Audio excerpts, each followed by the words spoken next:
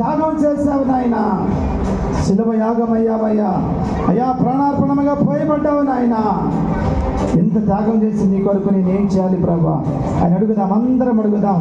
ఇంకేం చేయాలి? ఇప్పటివరకు చేసింది కొంచెమే నాయన. ఇప్పటివరకు చేసింది కొంచెమే నాయన. ఇంకా చేసేది చానుంది ప్రభువా. నేను ఇంకా చేయాలయ్యా. ఆత్మలు రక్షించాలయ్యా. అయ్యా, సువార్త ప్రకటించాలయ్యా. అయ్యా, పత్రికలు పంచాలయ్యా. వీధులు గ్రామాలు తిరగాలయ్యా.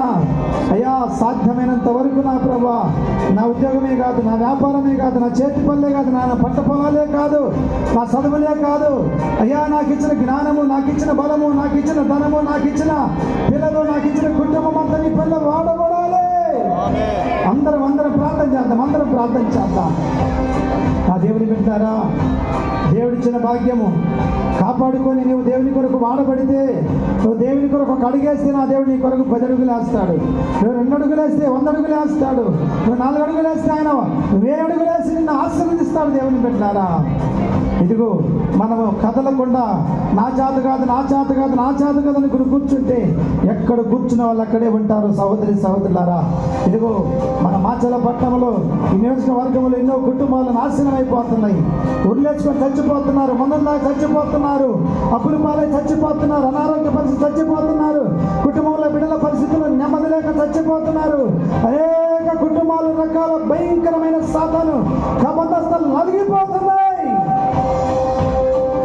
భయంకరమైన పరిస్థితులు మనం చూస్తున్నాం. దేవుని బిడ్డలారా, ఈ పల్నాడు ప్రాంతాలకు ఉద్యమం రావాలంటే నన్ను వాడుకోకముందే నన్ను వాడుకోయా అని అడుగుదాం అందరం.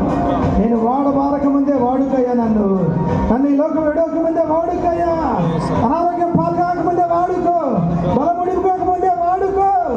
పరిగెత్తించయ్యా నీ కొరకు బలమును, శక్తిని, అభిషేకమునిచ్చి వాడుకోమని చెప్పి అందరం చేతులు ఎత్తి దేవుని కొరకు వాడబడదాం. ఒక తీర్మానం చేసుకున్నాం. దేవుని బిడ్డలారా, ఇప్పటి వరకు కొంచెం వాడబడ్డానయ్యా, ఇంకా వాడబడవలసింది చాలా ఉంది నాయన. ఆ దేవుని బిడ్డారా, ఈరోజు ప్రభు నేను ఏమడుగుతున్నాడు? నీదిగో నేను నీ కొరకు ఈ త్యాగం చేశాను. 7 మాటలైన సహోదరులారా, దేవుడు ఎంత త్యాగం చేశాడు నీ కొరకు. నువ్వు దేవుని కొరకు ఏం చేయాలని తీర్మానం చేసుకున్నావు, సమర్పించుకున్నావు, దేవునితో ప్రమాణం చేసుకుంటున్నావు, దేవునితో ఉడబడిక చేసుకుంటున్నావు. దేవుని కొరకు నీవు ఆయన చేసిన త్యాగాలు చూడండి, ఎంత భయంకరమైన త్యాగాలు చేశాడు యేసయ్య.